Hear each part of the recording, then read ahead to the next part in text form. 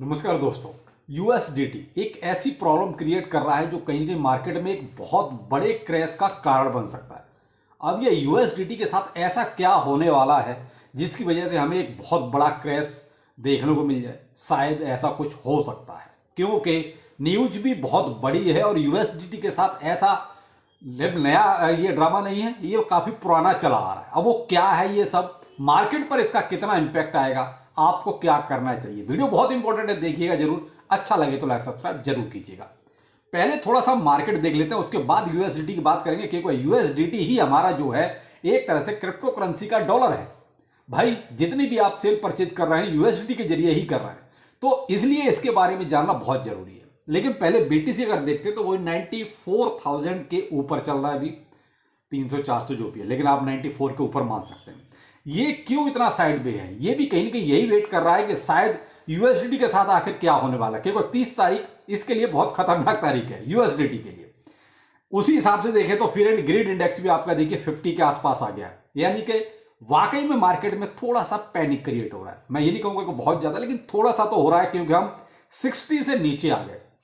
वैसे तो 50 पे जब रहते हैं तो हम न्यूट्रल में रहते हैं, लेकिन फिर भी हम जितना बुलिश थे, अचानक से हम 50 के आसपास आए तो ये थोड़ा सा सोचने की वाली बात हो जाती है। मार्केट कैप भी आपका देखिए गिर रहा है, 3.2 ट्रिलियन पर आ गया है, जो 3.7 ट्रिलियन के आसपास तक भी पहुंच गया था। तो इससे आप देख सकते हैं कि मार्केट कैप भी गिर रहा है। फिर एंड ग्रिड इंडेक्स भी आपका जो है फियर की तरफ को जा रहा है, तो ये कहीं ना कहीं इंडिकेशन है कि मार्केट में कुछ थोड़ा हलचल चल रही है। अब ये जो हलचल है वो है यूएसडीटी वाली। तो ये फंड क्रिएट किया है साहब यूरोपीय यूनियन ने, यानी कि यू ने। इन्होंने क्या करा, यूएसडीटी को अपने यहां से हमेशा के लिए डीलिस्ट करने का फरमान जारी कर दिया।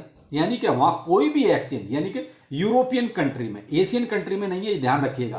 तो कभी आप वर्ल्ड वाइड सबको मान के चले, एशियन कंट्री का हिसाब अलग है, वहां ऐसी कोई प्रॉब्लम नहीं है, वहां यूएसडीटी जैसे वर्किंग था वैसे ही वर्किंग में रहेगा। लेकिन यूरोपियन यूनियन के जितने भी कंट्रीज हैं वहां उन्होंने उसको बैन कर दिया और यह फरमान जारी कर दिया कि 30 तारीख को इसको हर एक एक्सचेंज से डीलिस्ट कर दिया जाए। अब भाई देखिए, जब सरकारों के ये आदेश हैं तो फिर एक्सचेंज की क्या औकात कि वो ना करे, ऐसा उसको करना पड़ेगा। चाहे बेशक यूरोप में जहां भी बाइनेंस भी अगर काम कर रहा है वहां भी उसको यूएसडीटी अपना डीलिस्ट करना पड़ेगा, क्योंकि डीलिस्ट वहां पर करने का मतलब ये हो गया कि कोई वैल्यू ही नहीं है उसकी वहां पर। अब ये फरमान जारी क्यों किया गया, ऐसा आखिर क्या हो गया अचानक से कि साहब ये फरमान जारी कर दिया कि साहब यहां से यूएसडीटी को हटाओ, ये सब बेकार की चीज है, स्टेबल कॉइन है। भाई हमारा तो एक तरह से देखा जाए भाई डॉलर है वो, हम तो उसी में ट्रेड करते हैं सारा, यूएसडीटी के बगैर तो कुछ हो ही नहीं सकता, ऐसा हो गया है। लेकिन और भी बहुत सारे स्टेबल कॉइन हैं, आप उनके जरिए भी ऐसा कर सकते हो। रिसेंटली अभी आपका रिपल का आ ही गया है, यानी कि एक्सआरपी का, आपका यूएसडीसी है, तो ये आपके स्टेबल कॉइन्स हैं, ऑलरेडी पहले का भी हैं। लेकिन यूएसडीटी एक अच्छा खासा, हम कहते हैं काफी अच्छा स्ट्रॉन्ग स्टेबल कॉइन मानते हैं, और उसके साथ ये प्रॉब्लम हो जाए तो कहीं ना कहीं प्रॉब्लम तो है। अब ये प्रॉब्लम आज की नई नहीं है, मैं आपको पूरा एक डिटेल देता हूं। ये प्रॉब्लम आपकी 2017 से आ रही है, अब कोई नई प्रॉब्लम नहीं है, 2017 से है। इनसे ये कहा गया कि आप अपना एक फुल ऑडिट कराइए, क्योंकि इस पे ये इल्जाम लग रहा है कि जितना यूएसडीटी आपने प्रिंट कर दिया है, जितना मार्केट में उतार दिया है, क्या उतना बैक में आपके पास डॉलर है? क्योंकि भाई USDT is equal to dollar, तो दोनों इक्वल होना चाहिए। क्या आपके पास उतना डॉलर है बैक साइड में?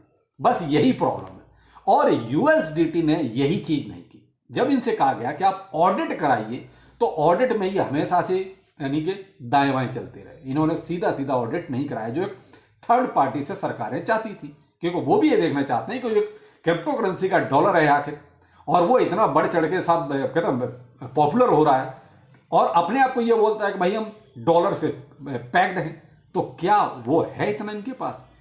तो अगर देखा जाए तो भाई देखो, यूएसडीटी के तरफ से भी ये चीज क्लियर होनी चाहिए थी। जब आपके पास ये प्रेशर आ रहा है 2017 से, तो आपको एक ऑडिट कराना चाहिए था। जब आप ये कहते हो कि भाई हमारे पास बैक में इतना है, भाई हम तो वही मान के चलते हैं जो हमारे पास रिकॉर्ड है, लेकिन जब सरकारें नहीं मानती तो आपको उसका सबूत देना पड़ेगा। तो ये चलाया, और इनके पास और भी ये क्या कहते हैं मैनिपुलेशन के भी लगे हैं कि इन्होंने बिटफिनेक्स के साथ यूएस, यानी कि 2018 में the US department of justice has launch the investigation to find out if traders manipulated cryptocurrency market using Tether and Bitfinex, यानी कि यूएस जो आपका डिपार्टमेंट है, जस्टिस डिपार्टमेंट, उन्होंने भी कहा भाई इन दोनों ने मिलकर जो है काफ़ी मैनिपुलेशन भी किया है। तो ये चीज़ें चलती चलती इनके पास कई सारे, देखिए 2019 में भी, 2021 में भी, 2022 में भी, 2022 में the US security and exchange commission, यानी कि जिसको हम एसईसी बोलते हैं, filed a law firm that claimed USDT was backed by US dollar for a accounting violation. यानी कि ये भी एक यहां पर इन्होंने वायलेशन का ही एक इल्जाम लगाया, किसने? एसईसी ने। तो यूएस का जस्टिस डिपार्टमेंट, इधर एसईसी, इन्होंने भी एलिगेशन लगाया। उधर जो आपके यूरोपियन यूनियन है कंट्रीज, वो ये कहते हैं कि भाई आप ऑडिट कराओ तो ठीक है, नहीं तो नहीं। यानी कि चारों तरफ से इस पर एक इल्जाम तो लगे। और मैंने कहा ना कि 2017 से इसके ऊपर ये ड्रामे चलते आ रहे हैं। तो मैं यहां देखिए, मैं तो यही मानूंगा कि भाई यूएसडीटी की जो भी टीम है, इनको जब व्यापार करना है तो इनको आके सामने से अपना ऑडिट कराना चाहिए था। ये क्यों बच रहे हैं? अमेरिका में भी देखिए इनके ऊपर ये चीजें चल रही हैं।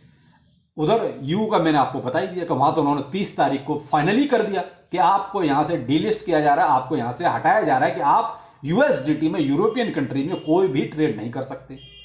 तो कुल मिला के वहां से तो इसका पत्ता ही साफ हो गया बिल्कुल।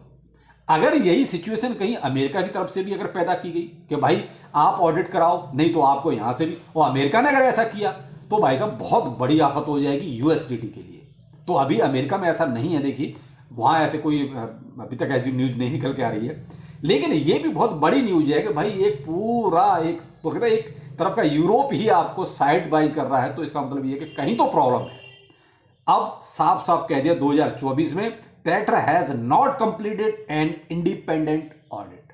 यानी कि 2024 आते आते इसके सामने ये अभी कोई चारा नहीं बचा कि आपको ऑडिट कराना ही पड़ेगा। सरकारों ने साफ कह दिया कि भाई आपने कोई भी इंडिपेंडेंट ऑडिट करा के हमें नहीं दिया कि आपके पास जो भी आपने मार्केट में यूएसडीटी उतारा हुआ है उसके एवज में आपके पास डॉलर है, ये बताइए। तो 30 तारीख, मैंने कहा ना 30 तारीख थोड़ी सी खतरनाक हो गई। वैसे भी आपका देखिए आजकल देखिए ना हॉलीडे वगैरह चल रहे हैं, क्योंकि इधर आपका क्रिसमस गया है, फिर उधर न्यू ईयर शुरू हो जाएगा। तो आपका ये, मैं तो पहले ही 10 दिन से ही आपको ये चीज कह रहा हूं कि भाई देखिए हॉलीडे का रहेगा तो यहां पर बहुत ज्यादा वॉल्यूम की हम उम्मीद कर नहीं सकते। और अब एक ये नया ड्रामा और शुरू हो गया।